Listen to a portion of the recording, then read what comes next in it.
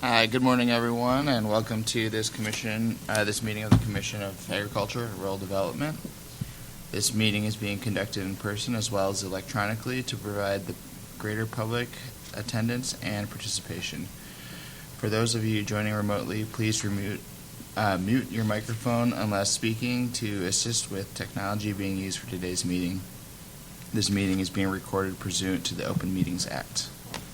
And I will do a call, or Angie will do a roll call. Chairman Shea. Here. Commissioners Wyatt. Present. King McCovey. Williams. Here. Wu.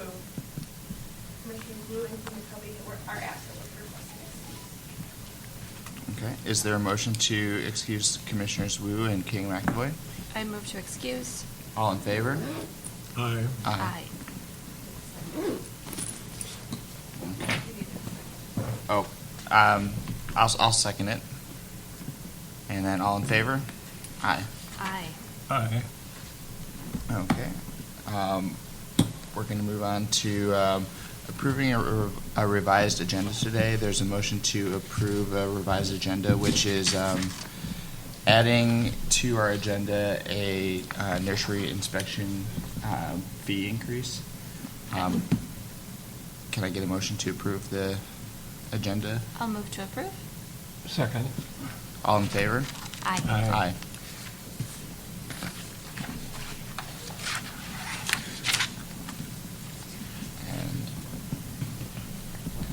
And is there a motion to approve the minutes from last meeting, August 14th, 2023? So moved. Second. All in favor? Aye. The next meeting is scheduled for November 8th at the MSU FCU Headquarters 2 in East Lansing, Michigan. We kind of skipped over the commission travel and updates. Do you want to? Oh, it's later? Okay.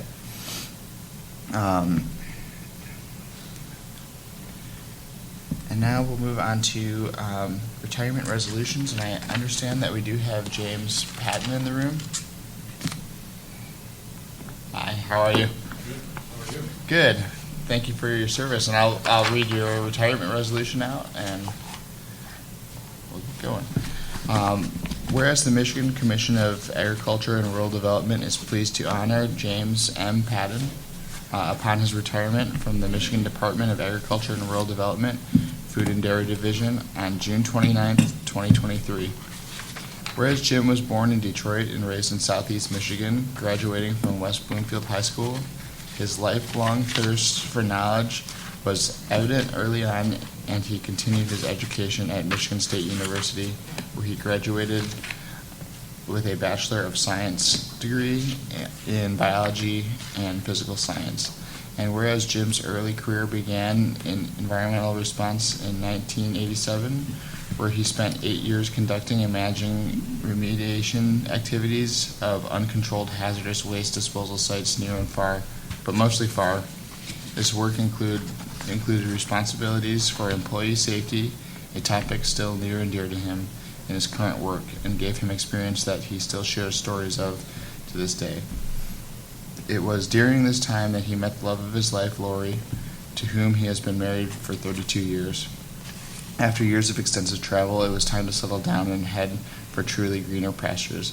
And whereas Jim found MDARD in 1995 and began his career in food safety as a field inspector in Region 4, where he advanced to a senior level position as a food processing resource. In his spare time, Jim raised goats and other animals and tried his hand at many new ventures on his mini farm. In 2007, he was promoted to North Region Supervisor and relocated to the Traverse City area, where he oversaw 37 county geographic area, including the Upper Peninsula. This period of time added a wealth of opportunities to amass knowledge in the area of compliance and enforcement, specialized meat variances, and mushroom certification, just to name a few of his special project areas. Whereas Jim has led Michigan's food and safety and inspection program activities since 2018, among his many accomplishments during his tenure in this role He was an integral part of the team that developed the first economic inspection system and a key contributor to the restructuring of MDARD's food program to address changing and varied needs of wholesale and retail food establishments. Jim guided his team through the unprecedented challenges brought by the pandemic, updated policies in response to changes in Michigan's cannabis laws that impacted food safety, provided expertise and input on food safety law updates, and advocated for staff on various topics, including MDARD's food safety work. And whereas Jim's contributions to food safety go beyond his technical expertise, he has spent his career cultivating professional partnerships with the FDA, USDA, state and local law enforcement, county prosecutors, and the Office of Attorney General, Eagle, academia, and many other stakeholders, partners, and peers. Jim has played an active role in increasing funding through contract work with federal partners, was actively involved in national organizations including the Manufactured Food Regional Regulatory Program Alliance, and contributed to the FDA Manufactured Food Regulatory Program standards. And whereas Jim's leadership is recognized and highly respected both professionally and personally, he has mentored and coached many staff, acknowledging the individual value each brings to his team. He is known for being a great conversationalist, but also truly listens and hears what others have to say. He believes it is important to recognize a contributor's work from all levels. He is passionate about MDARD's core mission of food safety and an advocate for the department's primary resource, our highly skilled and hardworking employees. Whereas Jim leaves a legacy that will remain and be remembered for many years in MDARD and the Food and Dairy Division, especially as his professional contributions and the respect, kindness, and laughter he gave freely along the way. Whereas Jim, we wish Jim all the best as he makes more memories with the family he's so proud of, wife Lori, and children's James, Haley, and Alyssa. We hope he fills his days with travel, including an upcoming trip to Banff area in the Vancouver Islands, more skiing, mountain biking, maple syrup making, and all the other hobbies he can handle. It is with great gratitude we acknowledge Jim's nearly 28 years of service to MDARD and food safety. And therefore, it be resolved that the Michigan Commission of Agriculture and Rural Development commends James M. Patton for nearly 3 decades of loyal service to the Michigan Department of Agriculture and Rural Development, food safety, and the people of the state of Michigan. The Commission joins his family and friends and professional colleagues in wishing him a well-earned and happy retirement. Thank you, Jim. Congratulations. Congratulations. Yeah. I'm curious to know about your mini farm, and hopefully you don't take any offense to it being called a mini farm. No, so we lived there when I was in West Branch. So since we moved to Traverse City, I don't really have a mini farm anymore. Just a lot of pets. Okay.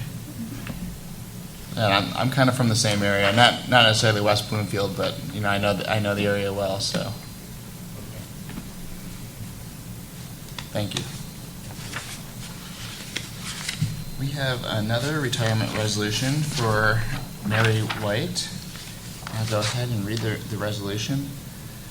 The Michigan Commission of Agriculture and Rural Development is pleased to recognize and honor Mary White upon her retirement from the State of Michigan Department of Agriculture and Rural Development on October 1st, 2023. Mary received a Bachelor's of Science degree from Michigan State University in Agriculture and Natural Resource Communication. After graduation, Mary had many careers, including farm broadcaster with the Egg Broadcasting Network in Columbus, Ohio, field representative with the American Soybean Association in Michigan, groundwater technician with the Michigan Groundwater Stewardship Program, environmental sanitarian with the Monroe County Health Department, and finally ending her career at the Michigan Department of Agriculture and Rural Development as a migrant labor housing inspector. Mary's contributions to Michigan growers went above and beyond the scope of her job-related duties. She has always been available to growers to answer any questions and provide assistance. She will always be remembered for her kindness, trustworthiness, attention to detail, calm demeanor, loyalty, and absolute commitment to the citizens of the state of Michigan. Mary looks forward to her retirement years of enjoying her 3 grandchildren. She plans to continue to volunteer at church activities and visit her sisters and brothers. The Michigan Commission of Agriculture and Rural Development commends Mary White for more than 10 years of resolute and loyal service to the Michigan Department of Agriculture and Rural Development, the food and agriculture industry, and the people of the state of Michigan. The Commission joins Mary's family, friends, colleagues in wishing her a long and happy retirement and remarkable success in future endeavors. All right. Can I get a motion to approve the retirement resolutions before us? Yeah, I'll move to approve the retirement resolutions. Second. All in favor? Aye. Aye. Congratulations again. Yeah. Yeah. Thank you for your service. Congratulations. We'll miss you.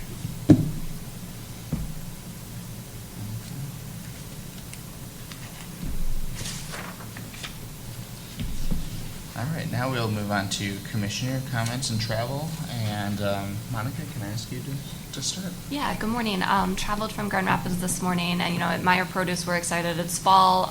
We've got some great apple crops this year, big in size and quantity, so really happy to supply those to customers. So make sure you get out, get your apples, your pumpkins, and your Michigan-grown squash. Okay, I'll jump in. And it is kind of a tough, busy time on the farm this year for us, and fall's always hard because we're still harvesting and dealing with orders and washing and packing. At the same time, we have a lot of projects going on to get ready for the winter time, and a lot of infrastructure repairs. Some of our hoop house pieces are getting old and need to be replaced, so we're kind of split between projects and then the constant marketing, ordering, and all that stuff.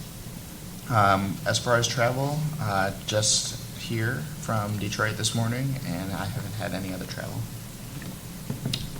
Good morning. On our farm, we had 3 good days of soybean harvest, and it's been raining ever since. So we got quite a bit done, but there's still a lot more to do, and we could turn off the rain anytime. I agree. I'm sure that affects all types of farming, but particularly us with trying to harvest soybeans. They need to be dry.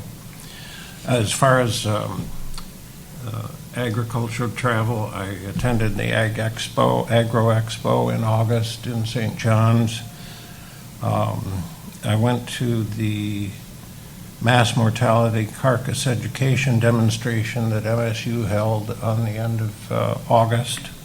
And then I attended the Ag Club breakfast this morning at the Doubletree Hotel. And that's enough.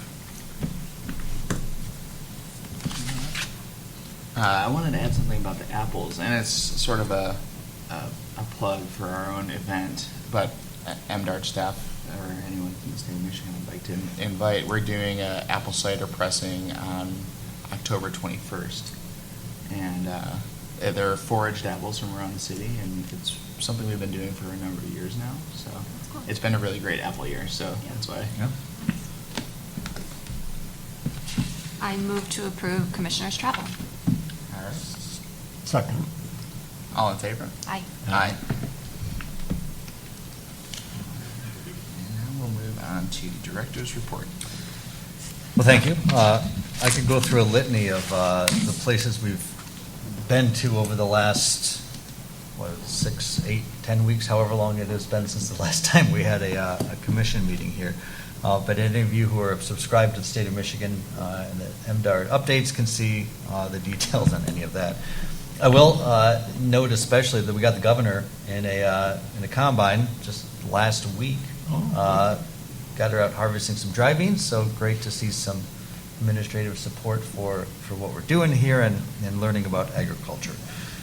In terms of a kind of an update of what's going on here in the department, you've all seen our news and activities here with our internal realignment of moving from a division structure to a bureau structure, largely with a focus here on program alignment to better achieve outcomes and create some needed leadership opportunities within the department. Last week, we conducted interviews for those new bureau directors, and I'm pleased to say that we have 4 new hires coming into those new bureaus. Craig Van Buren in the lab, Jamie Zamiko Summers on our yet-to-be finalized name of the Ag Auditing and Markets Division. So wordsmithing a bit on some of these bureau titles here. Tim Slawinski in our combination of food and dairy and ag industries bureau, and then of course Mike Phillip here leading our yet to be determined name of environmental sustainability of some kind. So thrilled that those individuals have agreed to take on the mantle of these bureau directors, and looking forward to not only their contributions here to how we shape the department to get outcomes, but some of the backfilling opportunities we're going to have for their roles coming up here. So it's an exciting time to be in the department. We're in budget crafting season for this next year. The budget process never seems to end. We focused a lot on climate resiliency through a lot of our budgetary items in the last year, and we're excited to be able to augment those and go in some new directions as well for this coming year. So a lot going on in the department, both internally and externally, but it's an exciting time to be at the department. Thanks, Tim. All right. We're going to move on to the first public comment portion of the meeting, and I'll read the policy real quick. In accordance with the public appearance guidelines in the Commission Policy Manual, individuals wishing to address the Commission must complete a public appearance card and will be allowed up to 3 minutes for their presentation. This was accomplished through pre-registration for this meeting pursuant to the meeting notice. Those not pre-registered will be allowed up to 2 minutes to present. Documents distributed as part of the meeting will be considered public documents and are subject to provisions of the Freedom of Information Act. The public comment time provides the public an opportunity to speak. The Commission will not necessarily respond to the public comments. I will call by name or by the last 4 digits of the respective telephone number those who have pre-registered to speak. Commission Assistant Angie Lake will be timing each speaker and will be given a 1 minute and a 30-second warning relative to your time limit. Once each has presented, I will ask if there's anyone else who wishes to speak during the public comment.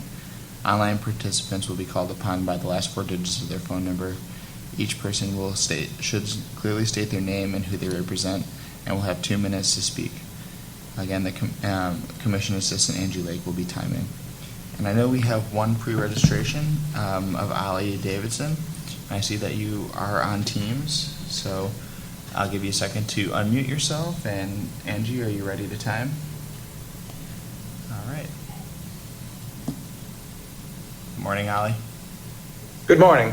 My name is Ali Davidson, and I represent Animal Equality, a 501c3 animal protection organization whose mission is to create a world where all animals are respected and protected and used in animal agriculture and protected. Along with attorneys for animals in the animal law section of the State Bar, we have submitted detailed written comments on the care of farmed animals GAMPS. Today, along with attorney John Reynolds, I'm adding voice to some of those written comments and discussing the laying chickens and the broilers, turkeys, and game bird sections of the GAMPS. There are 3 issues our organization has with these sections of the 2024 GAMPS that we ask this commission to look into and consider when making any and all revisions of the GAMPS. The first issue is the subsections on beak trimming, comb dubbing, and forced molting in the laying chickens section, and the toe trimming and beak trimming subsections in the broilers, turkeys, and game bird section, which promote outdated and cruel practices that are not fully backed by science. Animal Equality vehemently opposes the inclusion of these subsections as they are practices that cause unnecessary pain and suffering in birds, and it is our belief that these subsections should be removed since the stated rationale that the practices prevent feather picking, pecking, and cannibalism lacks solid scientific backing. If these subsections are not removed, we alternatively request inclusion of a discussion of the harms and risks associated with these practices in each of the subsections, especially given that the sources the GAMPS cite directly address these welfare issues. The second issue is the GAMPs lack a thorough review of current science and actually misquote several of the sources they cite. This is concerning both from an agricultural as well as an animal welfare standpoint. One example of this is found in the nutrition subsection of the laying chicken section, which states, quote, a maximum of 20 hens per mechanical water cup or nipple drinker is recommended. The source the draft cites actually recommends, quote, 1 nipple drinker or cup per 10 hens for cage-free hens, and, quote, a maximum of 12 birds per nipple for caged hens. The number used in the GAMPs appears to have no scientific basis, and in fact it is not supported by the very source they cited. We would ask this committee to carefully review and edit the GAMPs to properly reflect the sources they are citing. The third issue is that the GAMPs do not properly reflect the requirements set forth in Michigan's cage-free law that will officially go into full force in effect at the end of 2024. The language of the GAMPs need to reflect the proper language of the law, as well as include the requirement for the birds to be able to stand up and lie down.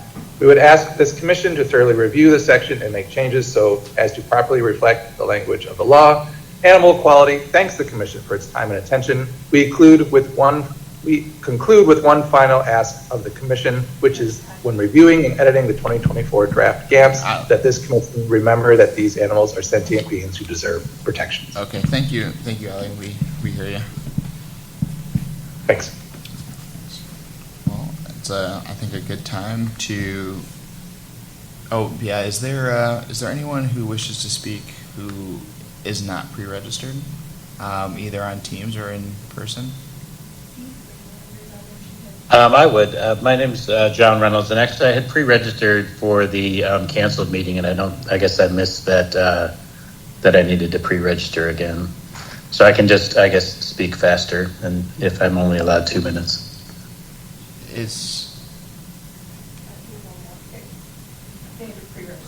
Okay. All right. I'm sorry, John. Go ahead with your 2 minutes. Sure.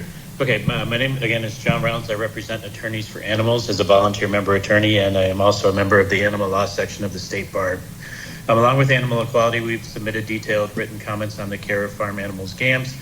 I'm going to speak to some of the sections of those comments, those that were not already covered by Ollie. So again, thank you for this opportunity to emphasize our critical viewpoints today, which build upon the concerns we raised last year, focusing on 4 significant areas: the advisory committee's representation, climate change, the endorsement of ventilation shutdown, and public health risks linked to mink farms. We focus first on the critical matter of representation within the advisory committee. The Right to Farm Act was conceived with the vision to maintain a balanced power dynamic between the farming community and the broader society it serves. It advocates for a diverse committee that represents a broad array of stakeholders to ensure the responsible evolution of farming practices that are harmonious with the well-being of our communities and our environment. Currently, the advisory committee does not sufficiently embody this diversity of perspectives in a mission not mandated by statute and one that veers from these founding principles of the Right to Farm Act. We advocate for a rebalanced advisory committee that accurately reflects this diversity of stakeholders involved. By broadening the perspectives represented, we can foster a more holistic, inclusive, and forward-thinking GAMPs that align with the greater good of our communities and the environment. Second, we highlight the crucial role of climate change, a factor closely tied to animal farming, yet largely overlooked in the current GAMPs. Drawing upon recognized global entities and academic findings, we encourage the Commission to anchor the care GAMPs in current realities, reflecting the crucial climate-agriculture nexus.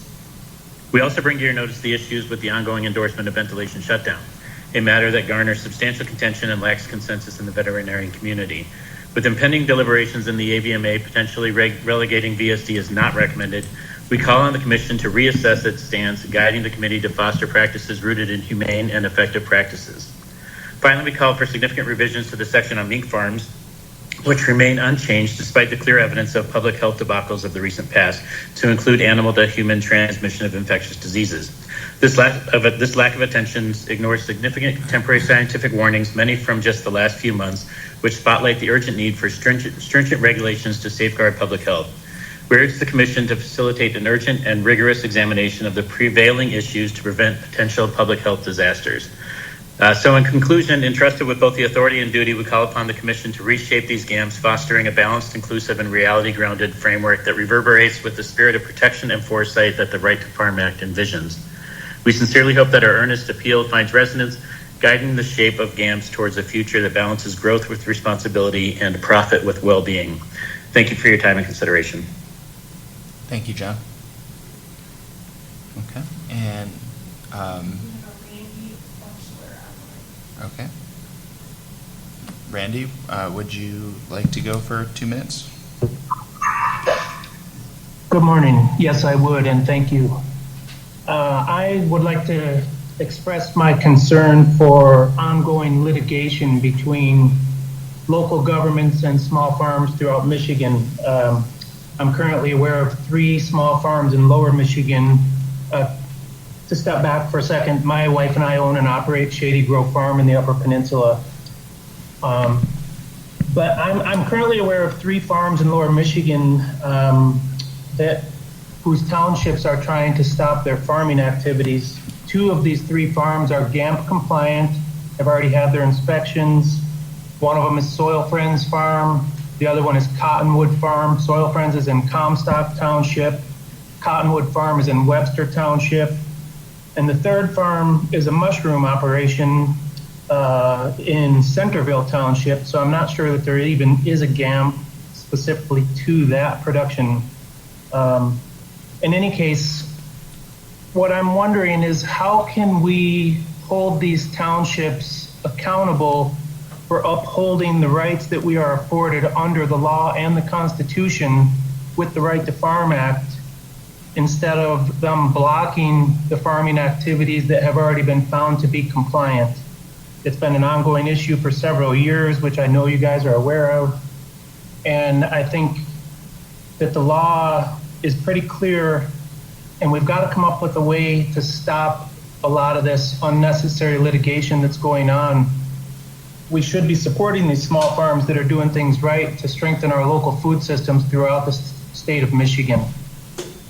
So that's my main concern. I appreciate you listening today, and hopefully we can figure out a way forward with stopping this unnecessary litigation.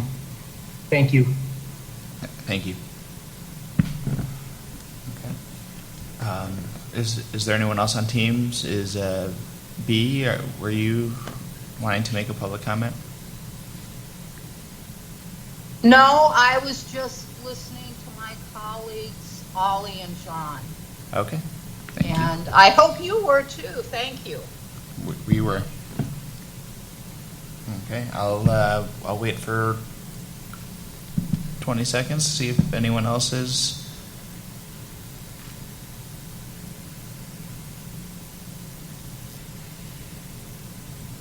Okay, I'm not hearing anyone. We'll move on to, for information only, a GAMP's proposed revisions. Laura, are you here? Oh, this is for. Oh, I'm sorry. So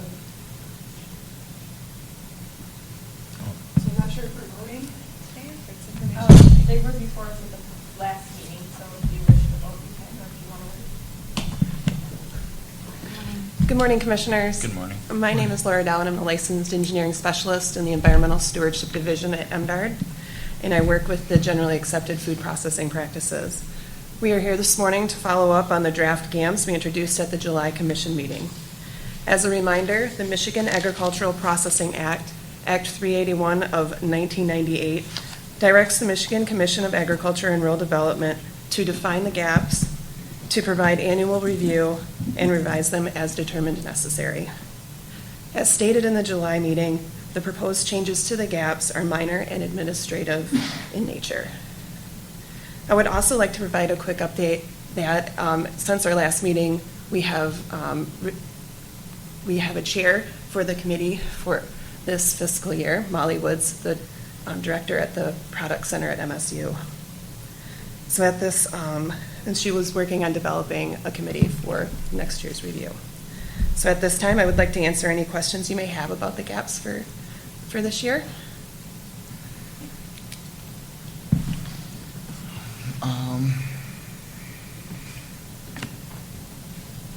Well, we've had some public comments, and first I'd like to ask about the farm market camps? So this Oh, is just the food processing Oh, just the practices for food. noise and odor. Oh, for Yep. noise and odor, Yep. okay. This one. Yep. I'll let my colleague take those ones. Okay. I didn't have any questions about the noise and odor one. Nope, no questions for me. I'm happy to make a motion to approve revisions. Support. All right, all in favor? Aye. Aye. Okay. Our next agenda item. Thank you. Thanks, Laura. Thanks, Laura. Is a commission policy update. Brad is not here, but we were briefed on this before, so I would like to see if there was a motion to approve the commission policy. So update. moved. Yeah, Commissioners, I think we had a motion. I'd like to make a motion to make a slight revision. So where the commission policy is referenced year, just want to clarify that that would be a calendar year. Calendar year. Do we need to do that for each? No, we can do it as a check and a poll. We just need a. That'll take care of everything? Okay. So this is a revision to just simplify to calendar year. Yep, to clarify for year, it would be calendar year. Okay. Calendar day. Sorry, calendar day. Well, I move we accept that proposed amendment. She did that. I'll second. All right, all in favor? Aye. Aye.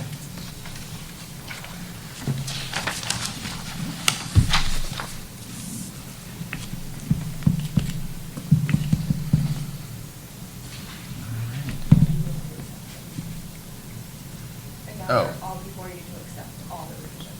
Okay. Do I have a motion to accept all revisions? Is there? Oh, what? Is there a motion to approve the revisions as amended? I will move to approve as amended. I'm not sure what we're, This is not just the revision of the calendar day. This is all revisions to the policy manual. for the dates? No, just all revisions. No. There were, This packet. Oh, this stuff, Yes, okay. yes. All of them Sorry. included. Oh, you're fine. Support. all right, all in favor? Aye. Aye. Okay. Next agenda item, the nursery inspection fees. Mike?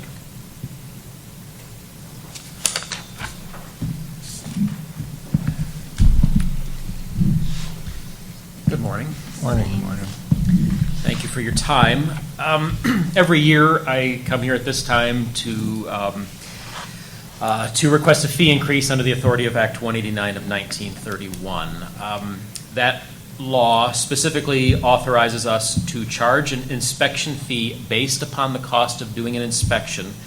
However, we can only adjust the annual inspection fee based on the consumer price index. And that adjustment cannot exceed 5% in 1 year, and of course, the commission must approve the adjustment. We have evaluated our cost of doing business in the program for the year. In fact, it says we have to do it once a year. We probably do it once a day. We think about this stuff all the time. But in fiscal year 2023, our revenue, which is license and inspection fees, totaled just over $1 million, $1.01 million. Whereas the total cost of the program in that fiscal year was $3.66 million, which means $2.65 million in general fund is required to support the program.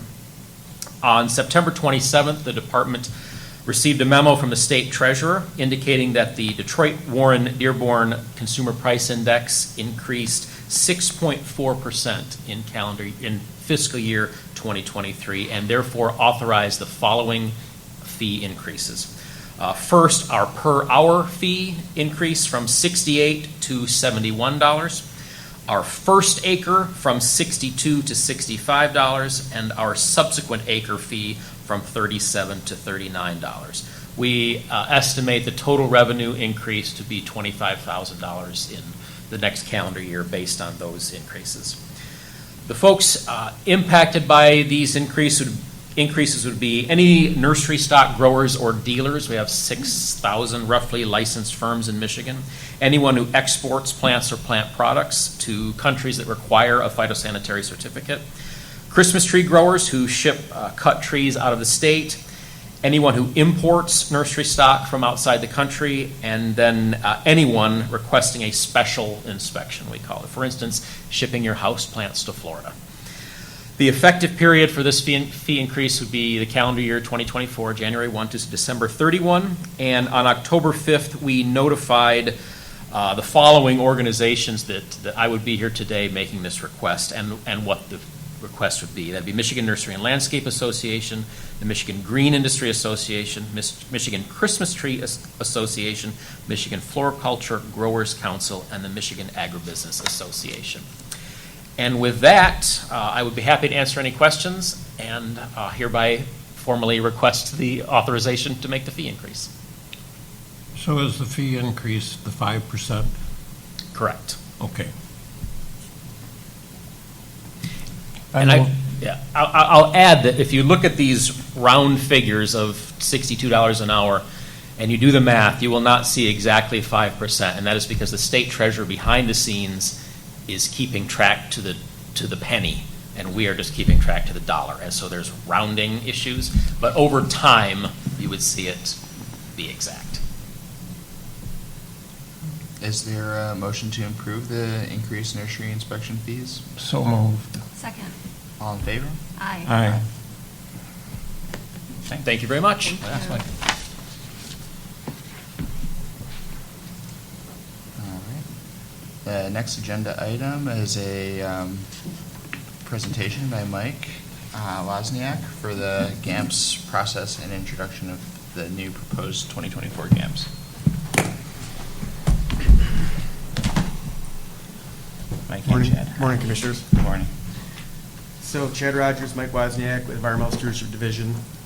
So today we're going to introduce to you the proposed GAMPS revisions for calendar year 24. And forgive me, I always try to run through kind of where our authorities are in the statute and responsibilities. So the authority comes from Section 2, Parent D of the Right to Farm Act.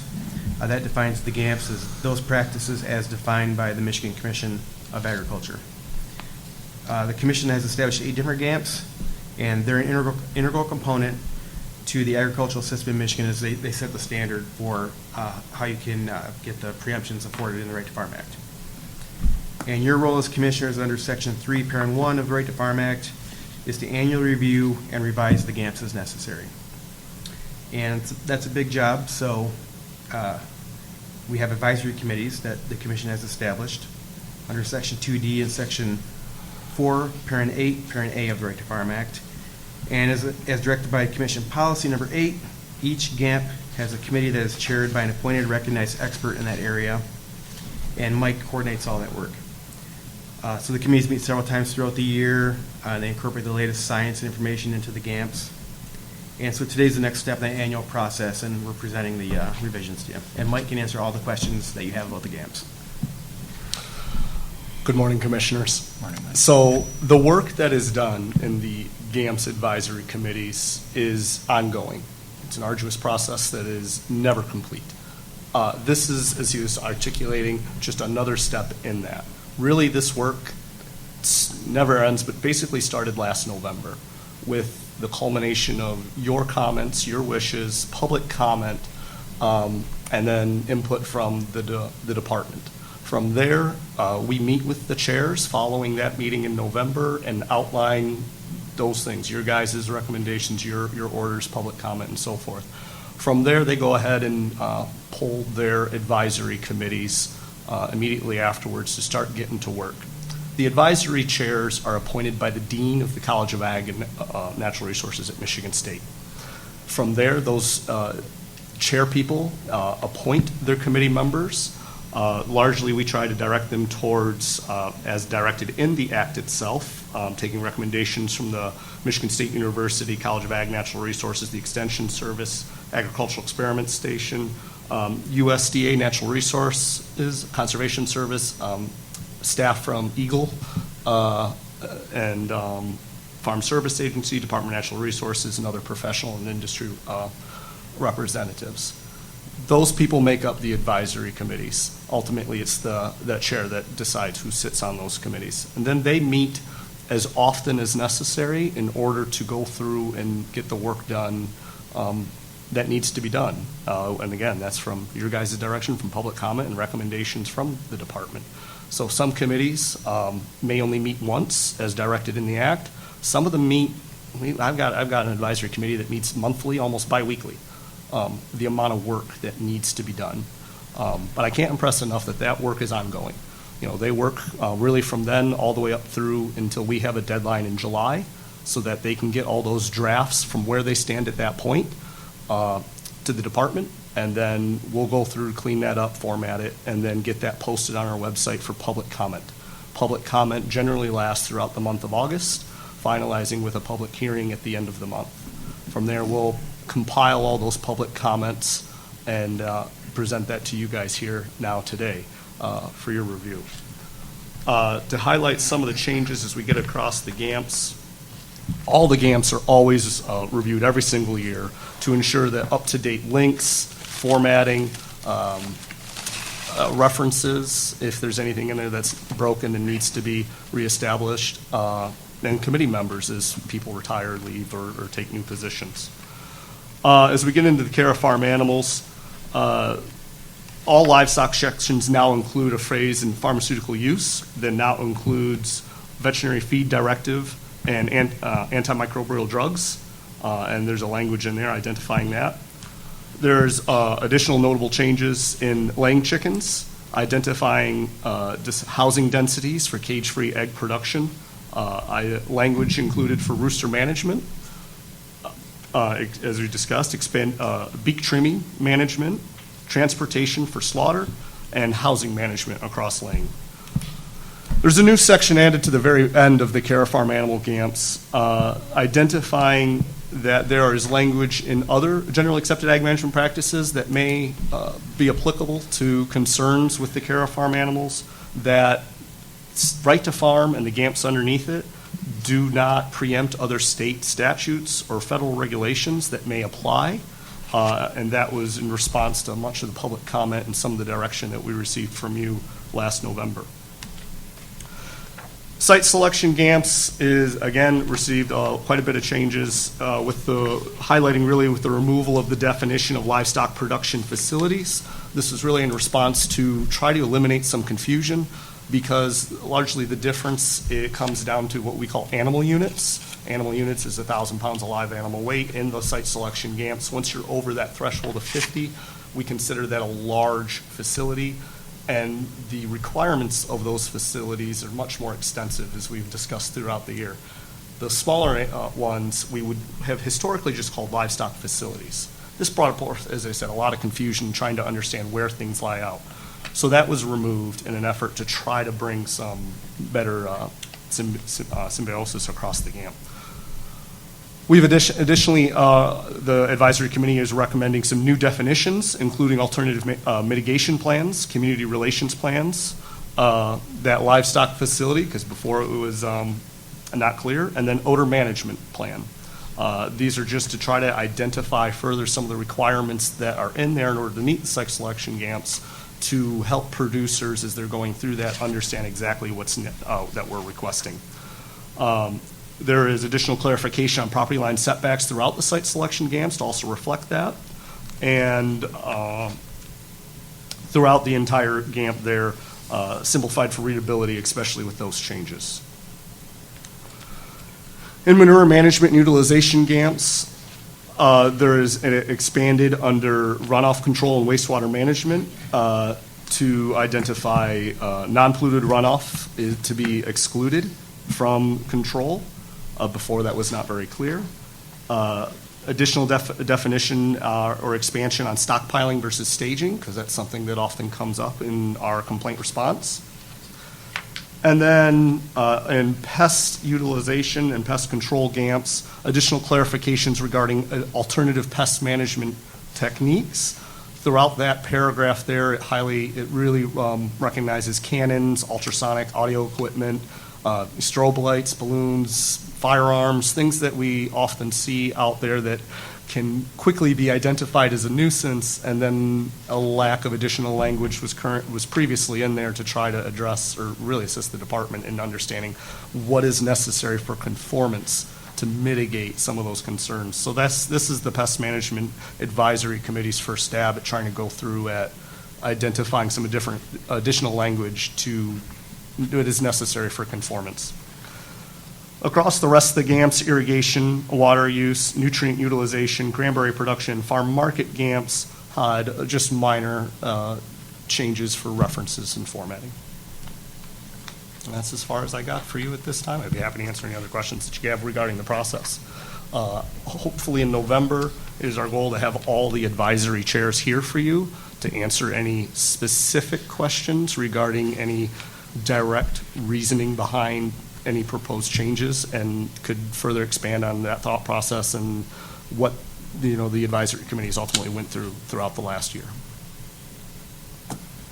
Could you expand on the community engagement revisions or new additions that are going to be added to the site selection GAMPs? I felt like that was a kind of a big part of some of the stuff we've talked about this year. So.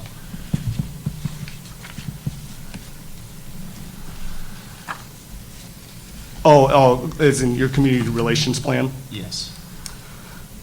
Historically, is always just kind of in there, just stating you need to identify when you have concerns that you're going to reach out to people or whatever, or what you're going to do to try to mitigate that. This is kind of our first stab at expanding upon how do you do that, because everything is about documentation, so now we're really identifying in the GAMP, documenting how you're going to go through and do that, and not just state, oh, well, when we have concerns, my phone number is always available, No, like, how are you actually going through and identifying that you have the potential nuisance on the operation, and then what you're willing to do to try to go through and do that, and doing that through a written plan. Mike, I have a couple of questions on committee structure. Yeah. So can you educate me a bit on kind of average number of people per committee? And then kind of second, I know that the chairs are responsible for kind of sourcing committee members, but if there is an organization or an individual who wants to be a part of a committee, how does that work? That's a great question. I would say on average, and I'd have to really go through and look at this, maybe around 12 to 15, but it could be widely variant. Cranberry is much, much smaller. And then I believe you get across to irrigation, and it's much, much larger. It really comes down to identifying experts in the field that can discuss with a point of background. Our Care Farm Animals, for example, the way that one's structured is kind of unique in that they have a veterinary staff from Michigan State that is specialized in each section, each species, and then they really handle that section, and then they report back to the chair any additional changes that they might recommend from the past year. I know that Dr. Madonna Benjamin also had brought on an ethicist within the last year and onto the advisory committee. So most of that advisory committee is made up of veterinarians. Across the rest of the GAMPs, we try to, point the advisory chairs towards the language in the act identifying, hey, you really should have people from these organizations as identified in the GAMP. But as things come up and we recognize the need for continued specialization or expertise, we'll try to work with the advisory chair to help identify someone to fill that role. But again, yeah, you're absolutely right. Ultimately, it's the chair's authority to appoint advisory committee members as they see fit. And then, Mike, one follow-up. So recommendations, is it voted on in a committee? Is it really the chair who's saying, these are my recommendations based on the work of the committee? Is that process laid out? Does it depend on committee?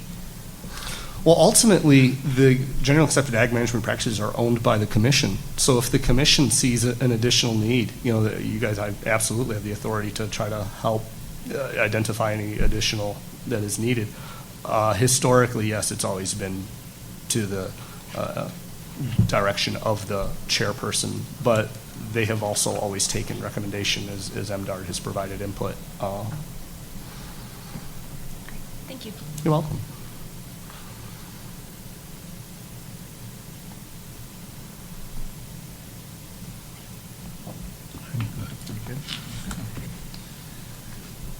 Yeah, I look forward to the presentations from the chairs. You said that'd be next meeting? That would be in November, correct? Okay. All right. Well, thank you for your presentation. Absolutely. Thank you, Commissioners. Thanks a lot.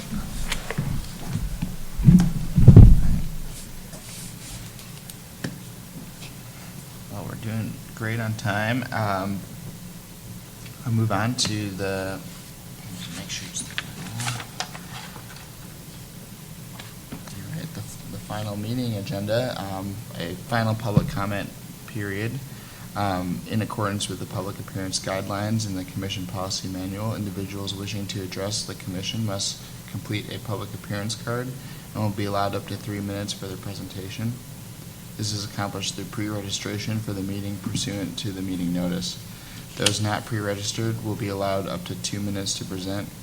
Documents distributed as part of the meeting will be considered public documents and are subject to the provisions of the Freedom of Information Act.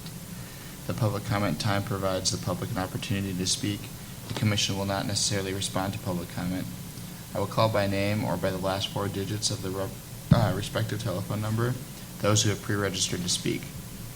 Commission Assistant Angie Lake will be timing each speaker and will be given a 1 minute and a 30-second warning relative to your time limit.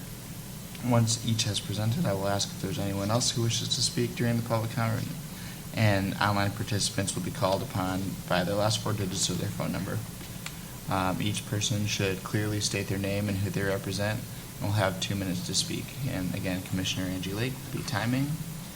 And I don't think we have any other pre-registered. I do see Brian Rogers. Okay. Brian? Yeah, I'm here.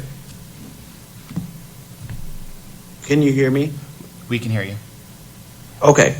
I am Brian Rogers. I'm up in Leelanau County, and my farm and who I represent is Mushrooms of Leelanau. And I am one of the 3 cases that Randy Buechler mentioned in his comment that is dealing with township dispute. And I want to reinforce, how crucial it is that we really look at this dealing with the small government and helping to define our abilities to do our good work with our farms in these situations, and to also look towards the state to assist in those measures so we can work together in these matters. I have reached out to GAMPS. I've talked to Erica Rogers, and I've made calls to MDARD, and so we are in the process of trying to help define what the mushroom GAMPS could go towards. I know Randy had mentioned that it is kind of unclear right now. I also wanted to bring up, in some of these GAMPS situations, how mushrooms could really assist in some of the problematic nature of the ability to filter the waste of animals going into watersheds. We do have a stream here, and so it's kind of like a practical situation where we could use microfiltration, microremediation, and my goal not only is to address the substrate. Brian, that's your time, but I see where you're going with it, and I appreciate your comments. Thank you very much. Is there anybody on Teams or in the meeting who would like to speak that is not pre-registered?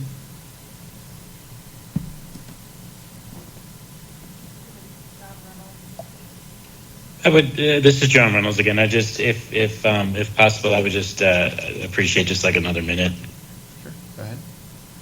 I just, I want to say, first of all, thanks for some of the extra insight into the GAMS process and how the committees are formed.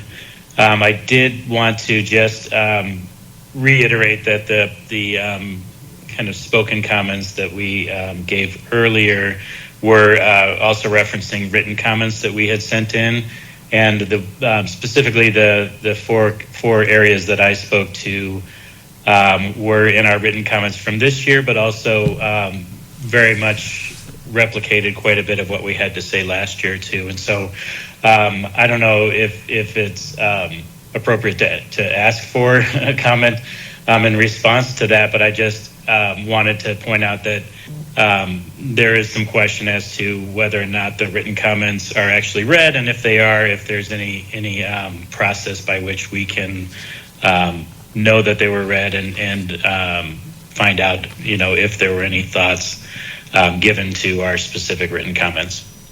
Thank you. Thank you. I see some other hands raised. Randy, would you like to make a comment again? Yes, thank you. I would just like to add that on the Cottonwood Farm case in Webster Township, they've got another upcoming court date. And for some reason, even though they're GAMP compliant and have provided all the information to the township, and I believe to their circuit court, they're being prevented from bringing into the next hearing the ability to utilize the Right to Farm Act or case law in their defense. So I'm wondering if there's any way the Agriculture Commission, any of you commissioners, or MDARD, the Right to Farm Manager, or somebody could intervene when you have a township that is knowingly and intentionally denying those rights that we are afforded under the law, from blocking them, from stopping the farm from utilizing the most powerful defense that they have by law. This is just an abuse of power on the local government level, and it's a complete overreach. And I don't see how they can be stopped from using a state law that's been put in place to protect small farms or large farms. It shouldn't matter what size. The 1999-2000 amendment makes it very clear that the state law trumps local ordinances that are in direct conflict with the Right to Farm Act, and this case is a perfect example of such. So I just wanted to bring that to your attention, that this farm is being blocked from utilizing their defense that they should be afforded under the law and the Constitution. Okay. Thank you. Thank you. I see another hand raised. B. Freelander.